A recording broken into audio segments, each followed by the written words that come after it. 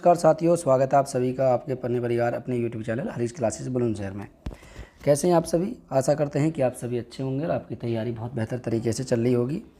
चलिए आज की क्लास में हम बात करेंगे गुप्त वंश के जो शासक थे, जो मेन शासक थे, उनके बाद जो अंतिम शासक आए जिन्हें हम परिवर्ती गुप्त शासक कहते हैं, परिवर्ती गुप्त शासकों के बारे में। और इन्हीं के बारे में हम जानेंगे आज कि परिवर्ती गुप्त शासक कौन कौन से थे। चलिए स्कंदगुप्त के अंतिम समय में गुप्त वंश का पतन होना शुरू हो गया था, और जब गुप्त वंश का पतन होना शुरू हो गया था उस समय स्कंदगुप्त के अंतिम समय में, तो उसके बाद जितने भी गुप्त वंश में अंतिम शासक आए और उनमें से जिन्हें हम परिवर्ती शासक कहते हैं, उनमें से कोई भी ऐसा शासक नहीं था जिसके अंदर योग्यता इस प्रकार की हो कि वो इतने बड़े गुप्त साम्राज्य को संभाल सकें। अब उन्हीं में से जो पहला शासक आया, इन्हीं में से जो पहला शासक आया था उसका नाम था पुरुगुप्त। क्या नाम था? पुरुगुप्त। तो उन्हीं में से जो पहला शासक आया उस शासक का नाम था पुरुगुप्त। तो हम पुरुगुप्त के बारे में बात करेंगे, पुरुगुप्त के बारे में, ठीक है। तो पहला शासक पुरुगुप्त आया। अब इस पुरुगुप्त के बारे में हम जानेंगे। चलिए तो सबसे पहले इसका शासनकाल देखते हैं हम कि इसका शासनकाल कब से कब तक रहा। शासनकाल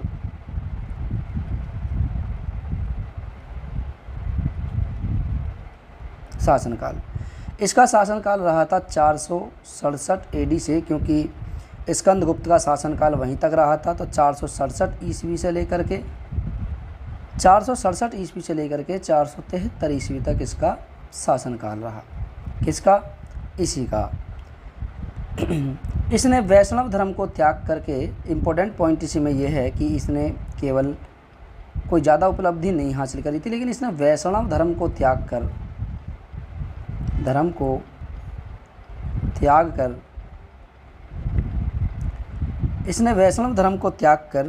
बौद्ध धर्म अपना लिया था।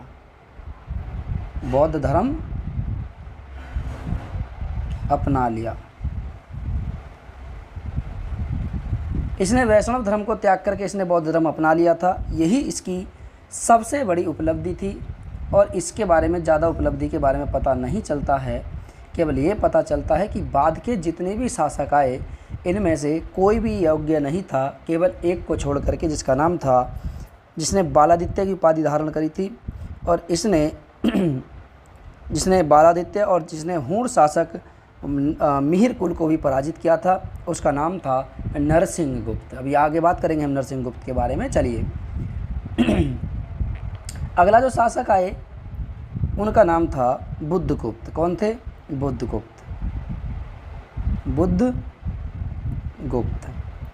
अगले शासक आए थे बुद्धगुप्त, और हम बुद्धगुप्त की बात करें तो देखिए इनका शासनकाल रहा था 476 से लेकर के, क्योंकि 3 साल बाद इनका राज्याभिषेक हुआ।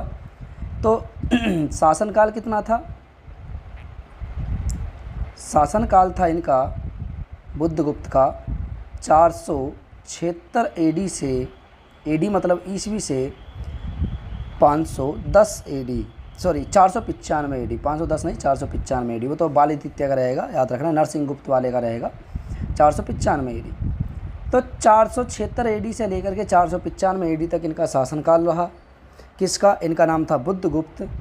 जब पुरुगुप्त ने बौद्ध धर्म अपना लिया था, तो इसके बाद जब ये इसका उत्तराधिकारी हुआ तो इसने भी बौद्ध धर्म को अपनाया। वैष्णव धर्म को त्याग करके बौद्ध धर्म अपना लिया था, क्योंकि इसके पिता के द्वारा बौद्ध धर्म अपनाया गया था। इसलिए बौद्ध धर्म का वर्चस्व गुप्त वंश में, लास्ट वाले गुप्त शासकों में बढ़ने लगा, और धीरे धीरे जितने भी शासक आते चले गए ये भी बौद्ध धर्म को अपनाने लगे। और इसी तरीके से बुद्धगुप्त भी वह शासक था जिसने बौद्ध धर्म अपना लिया। ठीक है, चलिए तो बौद्ध धर्म का अनुयायी बन चुका था ये। ठीक है, बौद्ध धर्म का अनुयायी था। यह बौद्ध धर्म का अनुयायी था। आगे हम बात करें इसी से एक और इम्पोर्टेंट पॉइंट, तो इसने नालंदा महाविहार को दान दिया। इसने नालंदा महाविहार को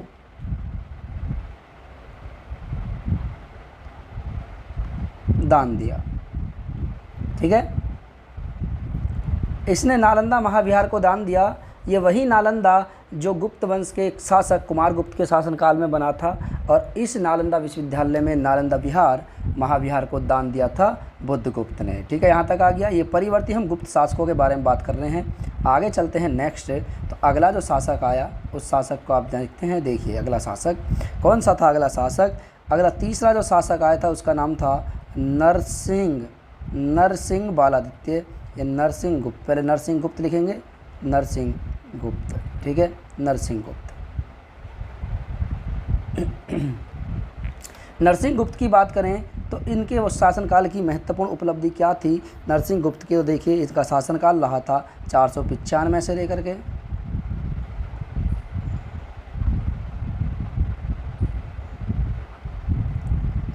495 AD से लेकर के 510 AD। 495 AD से लेकर के 510 AD तक इनका शासनकाल रहा। इनका नाम था नरसिंह गुप्त। इन्होंने एक महत्वपूर्ण उपाधि धारण करी थी, उपाधि धारण करी थी इन्होंने बालादित्य की। मैंने बताया था अभी बालादित्य। इन्होंने बालादित्य की उपाधि धारण की। ठीक है, बालादित्य याद रखना, ये पूछा जाता है क्वेश्चन एग्जाम में कि बालादित्य की उपाधि धारण करने वाला गुप्त वंश का शासक कौन था। इनका नाम था नरसिंह गुप्त। इन्होंने बालादित्य की उपाधि धारण क्यों करी, क्योंकि इन्होंने हूणों के शासक मिहिर कुल को पराजित किया। मिहिर कुल आपने सुना होगा, मिहिर कुल के बारे में। ठीक है, हाँ चलिए तो यह भी बौद्ध धर्म के अनुयायी थे। यह भी बौद्ध धर्म का अनुयायी था। ठीक है, बौद्ध धर्म का अनुयायी, बौद्ध धर्म का अनुयायी था।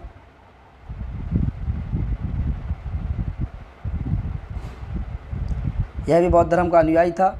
इसने हूण शासक मिहिर कुल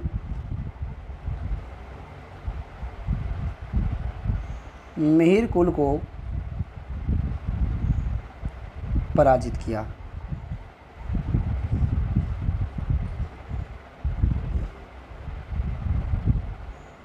इसने हूण शासक मिहिर कुल को पराजित किया और इसने बालादित्य की उपाधि धारण करी। अगले शासक की बात करें, जो अगला शासक आया था नंबर 4 पे जो अगला शासक आया। ठीक है, चलिए अगले शासक, इसका नाम था भानुगुप्त। क्या नाम था? भानुगुप्त। ठीक है, भानुगुप्त। अगला शासक भानुगुप्त आया। ठीक है, चलिए इसके शासनकाल में सबसे एक महत्वपूर्ण घटना की जानकारी हमें मिलती है, जो अभी तक प्राचीन इतिहास में जो अभी तक इस घटना के साक्ष्य हमें अभी तक नहीं प्राप्त हुए थे, इतिहासकारों को इस घटना के साक्ष्य अभी तक नहीं प्राप्त हुए थे।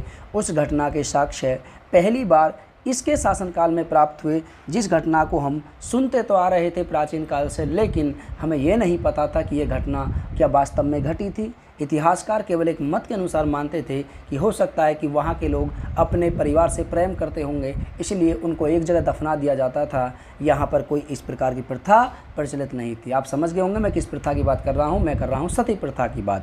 तो पूरी तरीके से सती प्रथा के प्रमाण इसी के शासनकाल में प्राप्त हुए। ठीक है, और ये कहाँ से मिले थे इसको बताऊँगा। चलिए, तो इसके शासनकाल की एक महत्वपूर्ण घटना जो थी वो थी सती प्रथा का प्रमाण। ठीक है, सती प्रथा का प्रमाण।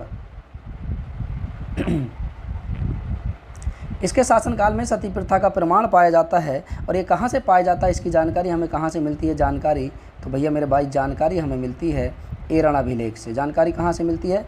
एरण अभिलेख।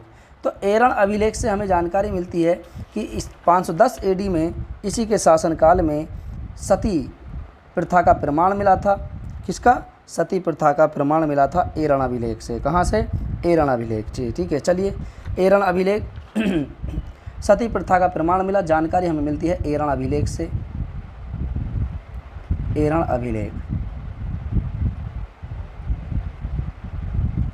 एरण अभिलेख से हमें जानकारी मिलती है कि एरण अभिलेख में जो 510 AD में लिखवाया गया था।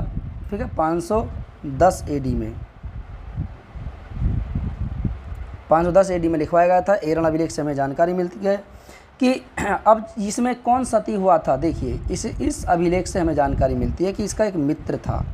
ठीक है, भानुगुप्त का मित्र, इसका मित्र भानुगुप्त का मित्र गोपराज गोपराज। तो हुआ क्या था, इसके शासनकाल में, किसके शासनकाल में, भानुगुप्त के शासनकाल में हूणों ने फिर से आक्रमण किया। जब इसके शासनकाल में हूणों ने फिर से आक्रमण किया तो इसका एक मित्र था जिसका नाम था गोपराज। गोपराज हूणों से लड़ने के लिए गया इसकी तरफ से, यानी भानुगुप्त की तरफ से गोपराज का हूणों से के साथ युद्ध हुआ, का हूणों के साथ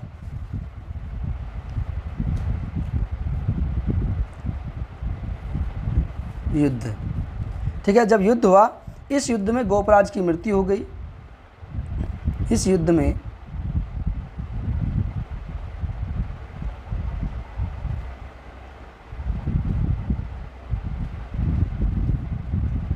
गोपराज की मृत्यु हो गई। इस युद्ध में गोपराज की मृत्यु हो गई और मृत्यु के बाद इसकी पत्नी ने सतीत्व धारण कर लिया। ठीक है, गोपराज की पत्नी, गोपराज की पत्नी ने सतीत्व कर लिया।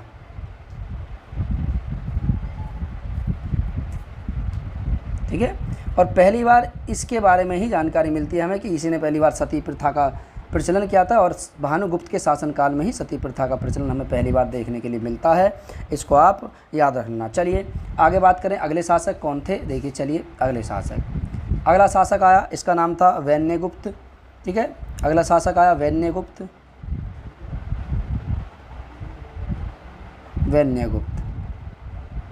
ज़्यादा कोई महत्वपूर्ण उपलब्धि नहीं प्राप्त होती है। फिर उसके बाद अगला शासक आया था, इसका नाम था कुमारगुप्त द्वितीय। कौन आया था, कुमारगुप्त सेकंड।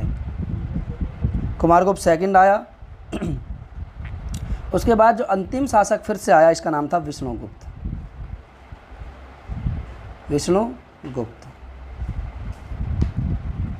विष्णुगुप्त आया। इस वंश का यह अंतिम शासक था। इंपॉर्टेंट पॉइंट इससे यही है कि गुप्त वंश का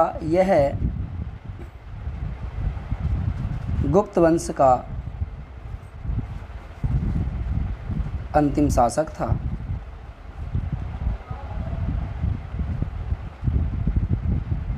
अंतिम शासक था, याद रखना, यह गुप्त वंश का अंतिम शासक था। चलिए यहाँ तक हो गया, हमारा इम्पोर्टेंट जो पॉइंट थे वो ख़त्म हो गए हैं। आगे हम बात करते हैं इसी से इम्पोर्टेंट पॉइंट और भी जिससे क्वेश्चन पूछे जाते हैं, जैसे गुप्तकालीन संस्कृति। गुप्तकालीन संस्कृति की बात करें, ठीक है, किसकी,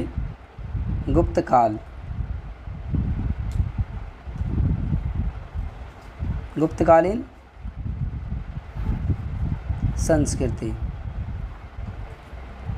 गुप्तकालीन संस्कृति की बात करें तो देखिए यहाँ पर इम्पोर्टेंट पॉइंट क्या है कि गुप्त काल को स्वर्ण काल कहा जाता है। पहली बात ध्यान रख लेना। ठीक है, गुप्त काल को प्राचीन इतिहास में स्वर्ण काल कहा जाता है। किसके कारण, अभी बताएंगे। देखिए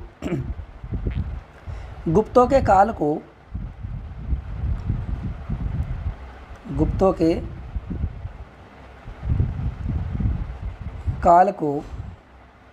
भारतीय इतिहास में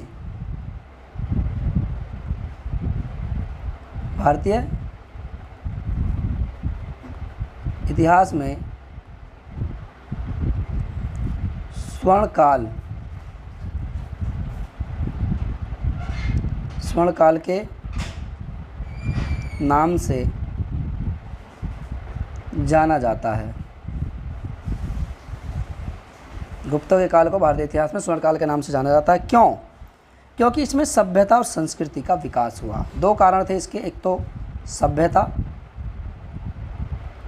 और दूसरा था संस्कृति। ठीक है, इन दोनों का विकास हुआ।